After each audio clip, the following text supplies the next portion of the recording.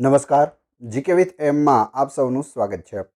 મિત્રો, આજના વિડીયોમાં આપણે ગુજરાત બજેટ 2024ના મોસ્ટ આઈએમપી એમસીક્યુ જોઈશું કે જે આવનાર પરીક્ષા માટે ખૂબ જ ઉપયોગી રહેશે। તો આ રીતે પ્રશ્ન અને તેની નીચે જવાબ આપેલા હશે, તમારે પણ સાથે સાથે કમેન્ટ બોક્સમાં જવાબ આપતા જવાના છે। પ્રથમ પ્રશ્ન છે, હાલમાં ગુજરાતનું બજેટ કોણે રજૂ કર્યું? નીતિન પટેલ, સૌરભ પટેલ, કનુ દેસાઈ કે એક પણ નહીં? શું જવાબ આવશે? સાચો જવાબ આવશે કનુભાઈ દેસાઈ। તમે અહીં ફોટો પણ જોઈ શકો, આ છે કનુભાઈ દેસાઈ, જે આપણા વર્તમાન નાણામંત્રી છે અને તેઓ દ્વારા આ બજેટ રજૂ કરવામાં આવ્યું છે। કનુભાઈ દેસાઈએ સતત કેટલામી વખત બજેટ રજૂ કર્યું છે? તો 2017માં જ્યારે ચૂંટણી થઈ ત્યાર પછી તેઓ નાણામંત્રી બન્યા હતા। તો તમે ગણી પણ શકો, અથવા તો તમને ખ્યાલ હોય તો જવાબ પણ તમે આપી શકો। ઓપ્શન સી સાચો પડશે। ત્રીજી વખત આ બજેટ છે તે કનુભાઈ દેસાઈએ રજૂ કર્યું છે। હવે કનુભાઈ દેસાઈ વિશે વાત કરી દઉં તમને, તો વલસાડ જિલ્લાની પારડી બેઠક પરથી તેઓ ધારાસભ્ય તરીકે ચૂંટાયેલા છે। કનુભાઈ દેસાઈને ભૂપેન્દ્ર પટેલ સરકારમાં કેબિનેટ મંત્રી બનાવવામાં આવ્યા છે। ભૂપેન્દ્ર પટેલ સરકારમાં કનુભાઈ દેસાઈને નાણાં વિભાગ ઉપરાંત ઉર્જા વિભાગ અને પેટ્રોકેમિકલ્સ વિભાગ પણ સોંપવામાં આવ્યો છે। એટલે પૂછે ઉર્જા મંત્રી કોણ છે, તો પણ જવાબ આવશે કનુભાઈ દેસાઈ। તો આ પણ માહિતી તમને ખ્યાલ હોવી જોઈએ। પ્રશ્ન નંબર 3 છે, ગુજરાત બજેટ 2024નું કુલ કદ કેટલું છે? 4 ઓપ્શન આપેલા છે, તમારે કોઈ પણ એક ઓપ્શન પસંદ કરી અને જવાબ આપવાનો છે। જવાબ સાચો પડવો જોઈએ। A, B, C, D। શું જવાબ આવશે? તો સાચો જવાબ છે 3,32,465 કરોડ રૂપિયાનું કદ રહેલું છે 2024ના બજેટનું। ઓપ્શન બી સાચો પડે છે। ગુજરાતમાં સૌ પ્રથમ બજેટ ક્યારે રજૂ થયું હતું? 1950, 1960, 1955 કે 1965? પ્રથમ બજેટ ક્યારે રજૂ થયું હતું? તો પ્રથમ બજેટ છે તે જ્યારે ગુજરાતની સ્થાપના થઈ 1 મે 1960, ત્યારબાદ જે સરકાર બની તેઓએ રજૂ કર્યું હતું ગુજરાતનું પ્રથમ બજેટ, એટલે કે 1960 સાચો જવાબ આવશે। બૃહદ મુંબઈ હતું, તેમાંથી મહારાષ્ટ્ર અને ગુજરાત બે રાજ્ય બનાવવામાં આવ્યા 1 મે 1960ના રોજ, જે આપણા ગુજરાતનો સ્થાપના દિવસ પણ છે। ગુજરાતમાં સૌથી વધુ 18 વખત બજેટ કોણે રજૂ કર્યું? નીતિનભાઈ પટેલ, સૌરભ પટેલ, કનુ દેસાઈ કે વજુભાઈ વાળા? શું જવાબ આવશે? સૌથી વધુ કેટલી વખત? 18 વખત કોણે રજૂ કર્યું? વજુભાઈ વાળાએ। ઓપ્શન ડી અહીં સાચો પડે છે। તમે અહીં ફોટોમાં પણ જોઈ શકો, આ છે વજુભાઈ વાળા। ગુજરાતનું સૌપ્રથમ બજેટ કોણે રજૂ કર્યું હતું? જીવરાજ મહેતા, મહેંદી નવાજ જંગ, વજુભાઈ વાળા કે બાબુભાઈ જસભાઈ પટેલ? શું જવાબ આવશે? ગુજરાતનું સૌપ્રથમ બજેટ કોણે રજૂ કર્યું હતું? જીવરાજ નારાયણ મહેતા। ઓપ્શન એ અહીં સાચો પડશે।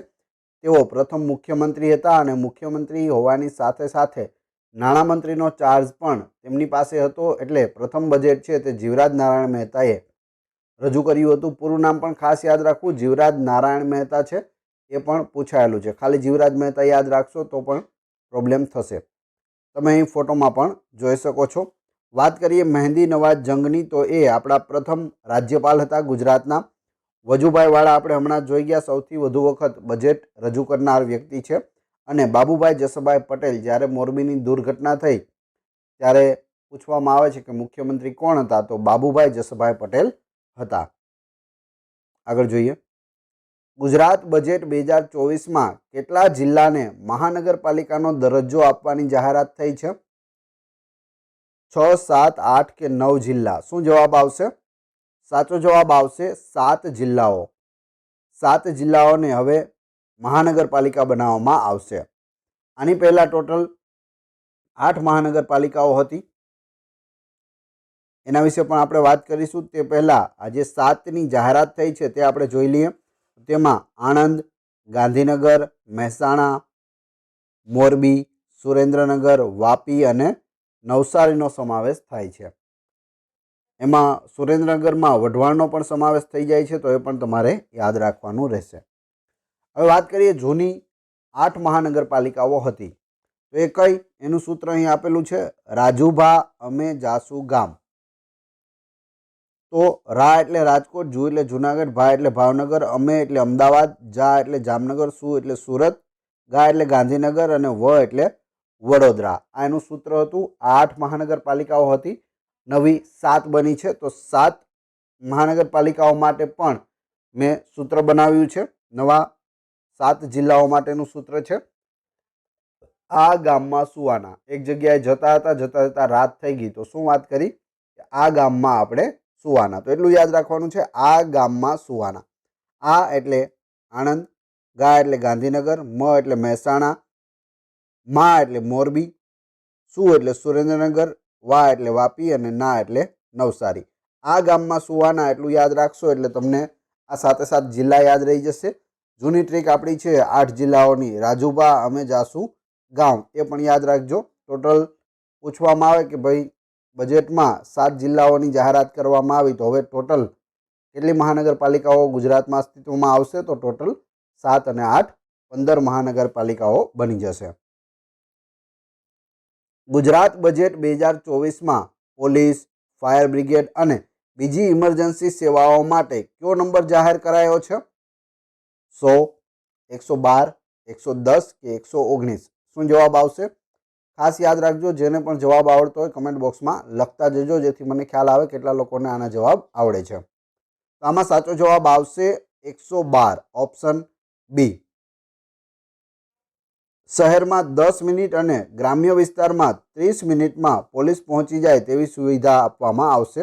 અહીં તમે જોઈ શકો ઇમરજન્સી કોલ 112. ગુજરાત બજેટ 2024માં અમદાવાદ મેટ્રોને કયા સ્થળ સુધી લંબાવવાની જાહેરાત કરાઈ છે? વડોદરા, ગાંધીનગર, સુરત કે જુનાગઢ? શું જવાબ આવશે? તો અમદાવાદ મેટ્રોને ગાંધીનગર સુધી લંબાવવાની જાહેરાત કરવામાં આવી છે. તમે અહીંથી જોઈ શકો અમદાવાદથી ક્યાં જાય છે? ગાંધીનગર. વચ્ચે એરપોર્ટનો પણ સમાવેશ થાય છે.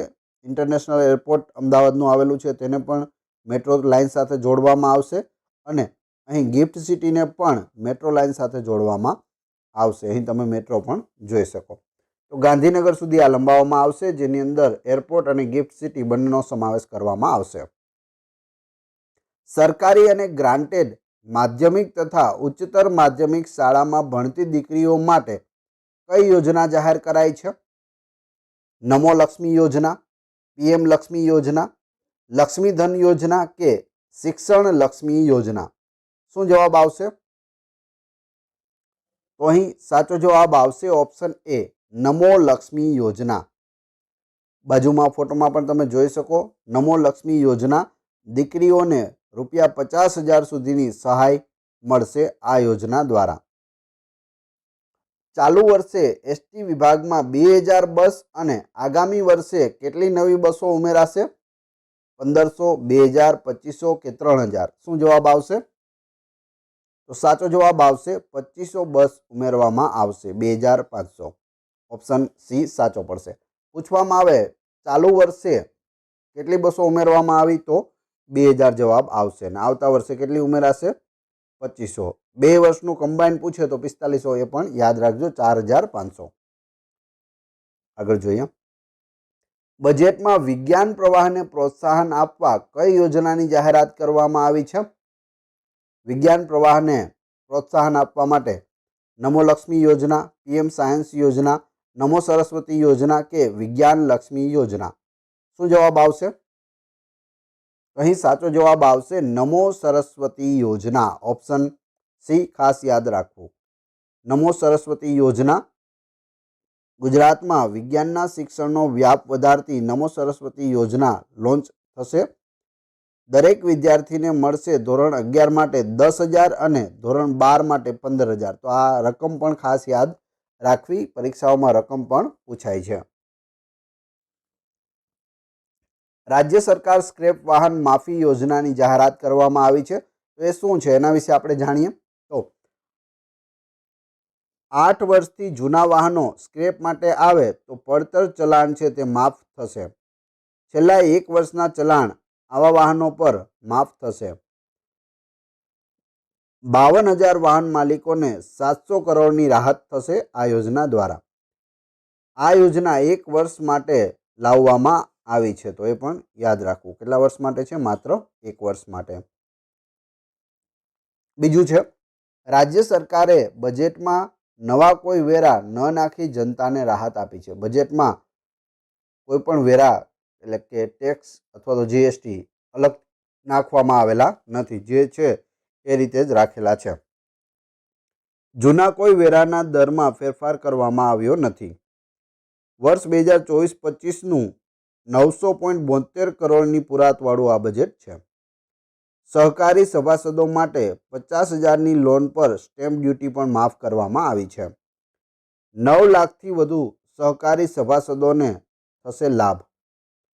ગુજરાતનું 3.32 લાખ કરોડનું બજેટ રજૂ કરવામાં આવ્યું છે.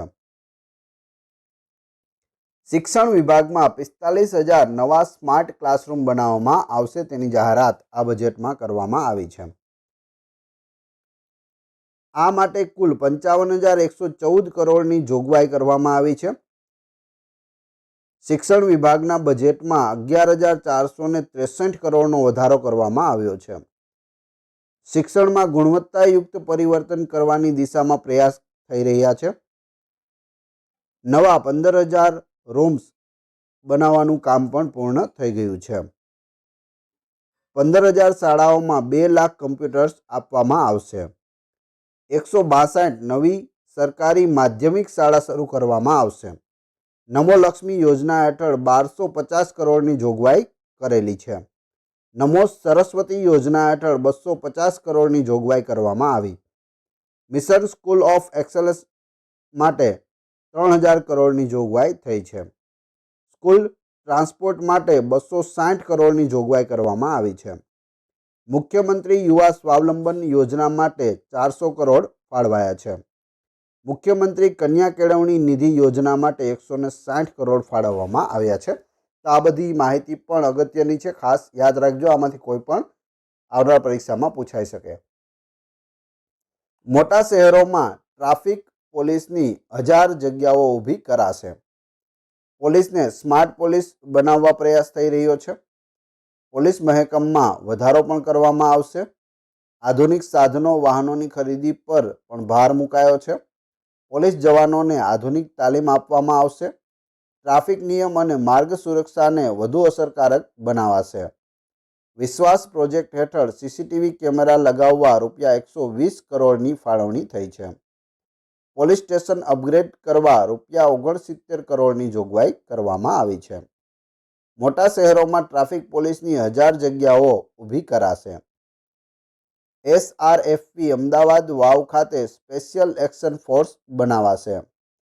સ્પેશિયલ એક્શન ફોર્સના વિકાસ માટે 25 કરોડની ફાળવણી કરવામાં આવી છે. તો આ બધા મુદ્દા પણ યાદ રાખવા.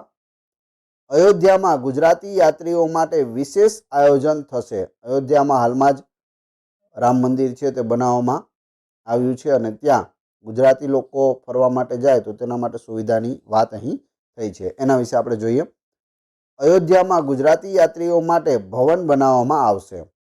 ગુજરાતી યાત્રી ભવન માટે જમીન પણ મેળવવામાં આવી રહી છે. આ માટે ₹10 કરોડની જોગવાઈ કરવામાં આવી છે. તો આ ડિટેલ પણ યાદ રાખવી. વિડીયો પસંદ આવ્યો હોય તો લાઇક, કોમેન્ટ, શેર અને સબસ્ક્રાઇબ કરવાનું ના ભૂલશો. આ ચેનલ ઉપર ઘણા બધા વિડીયો અવેલેબલ છે. તમે ચેનલના નામ ઉપર ક્લિક કરી વિડીયોમાં જઈ બધા જ વિડીયો જોઈ શકો છો. મળીએ છીએ નવા વિડીયોમાં. Thanks for watching my video.